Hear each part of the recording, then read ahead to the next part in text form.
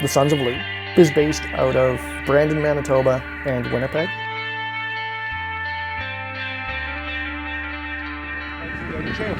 And you don't really want to see that. Yes. No. Wow. I think the thing I love most about reenacting is probably being with all of the other reenactors. The large-scale gatherings, they're an opportunity to see old friends. The thing I love the most about it is the people that we're reenacting with. They're literally a second family.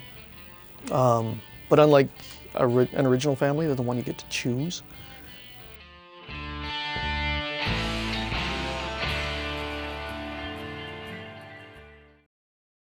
Originally it started with myself, my wife, my mother-in-law, and my brother-in-law.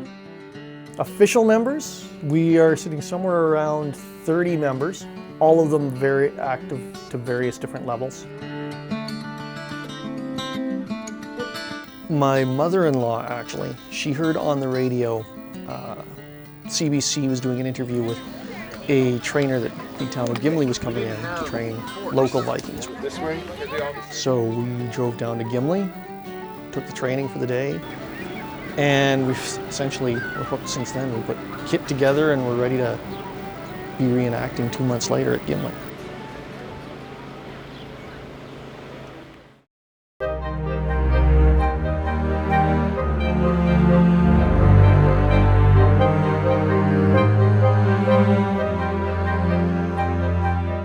The Vikings refer to a group of people who originate in Scandinavia, and when we refer to Vikings in England, in English, we're referring broadly to events that occurred in England.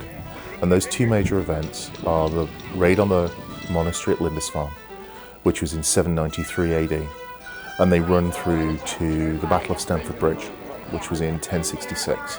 So generally when we refer to Vikings in the English-speaking world, we're referring to raiders and traders. Now these are people who didn't just affect England, they affected the whole of the Northern European coastline. So within the Sons of Lugh, I act as the local authenticity coordinator. We aim to portray something that if somebody from the period was present, they wouldn't look at us and go, "Why are you dressed so funny?"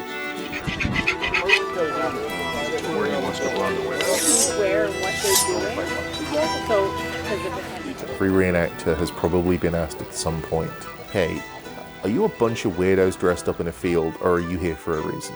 If the answer to your question is, "Are you a bunch of weirdos in a field?" is yes, which in fairness it kind of is, then really that conversation's over. Whereas if it's, well, no, I'm portraying somebody from about 1,000 years ago from northwestern Europe, that potentially opens up to a world of questions that might follow.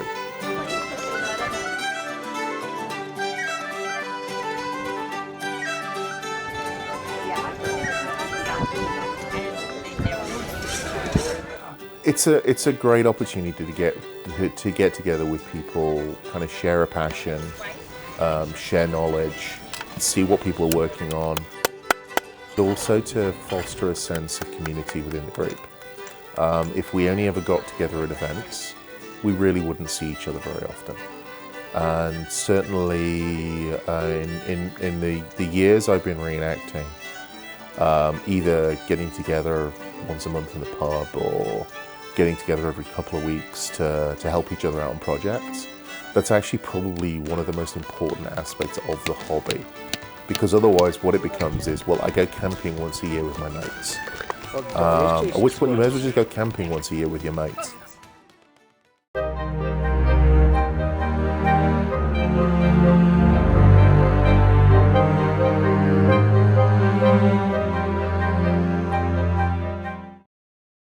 I think the most surprising thing is that I'm patient enough to tell 15,000 people the same thing every day for 4 days and not get tired of it.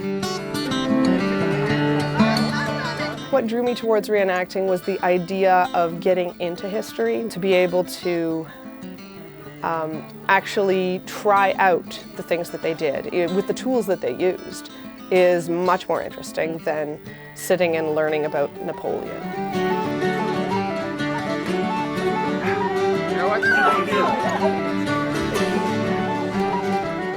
We use as much historical information as we can, so they wore this kind of dress and that they wore, that kind of head covering, because it's the best we can get with the evidence we have.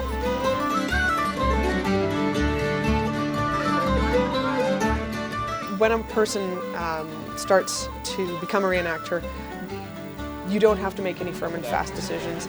You could try the fighting and decide you like it or not, and you could try some of the crafting and decide you like it or not.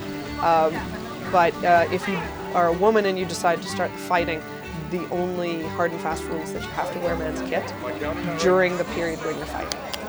If you want to wear a dress the rest of the time, that's fine. Other than that, it's pretty much the same as all the guys. You still have to wear the same safety gear. You still take the same hits and do the same attacks.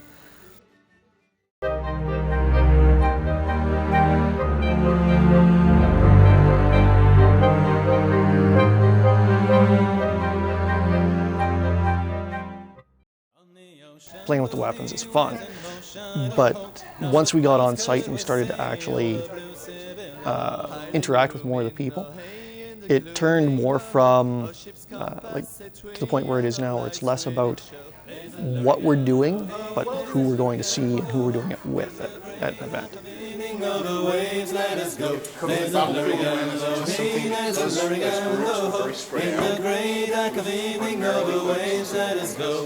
To be honest, fighting my friends it's just fun. It's like going out.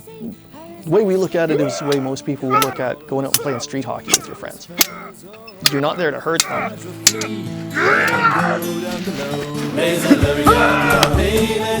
Nobody is allowed to even take the field on a show unless they've passed a basic safety assessment.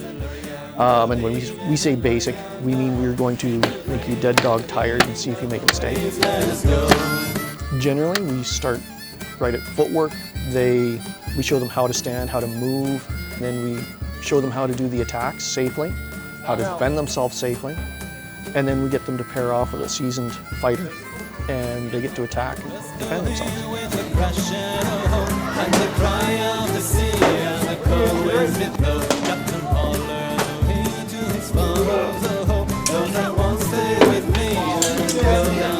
You can't really do what we do without getting a very close relationship with everybody. It's very evident. I get along really well with some of the groups and some of the fighters in those groups. Well, the usual joke is that it takes a special kind of crazy to let someone swing a piece of steel at you and laugh at it.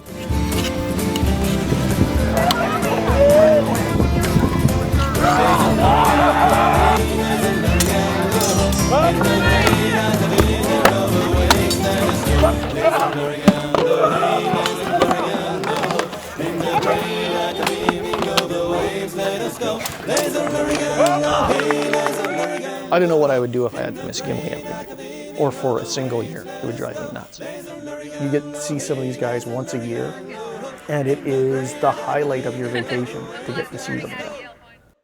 Well, at an event like Gimli where we're camped in an area, we generally close the gate and it becomes our home for the night. The main thing that happens is we sit around the campfires, we start telling stories about how, in the general visiting you would do at a family reunion, but then occasionally we will throw in a song, somebody will start singing.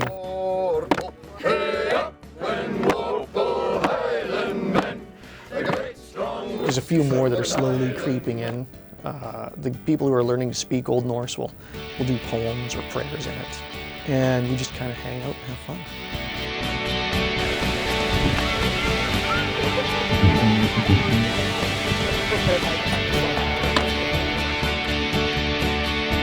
The thing I love the most about it is the people that we're reenacting with. Most of all, it's the people. We're just like one big family. Just all the people. I think the thing I loved most about reenacting is probably being with all of the other reenactors. It's really, really, really fun.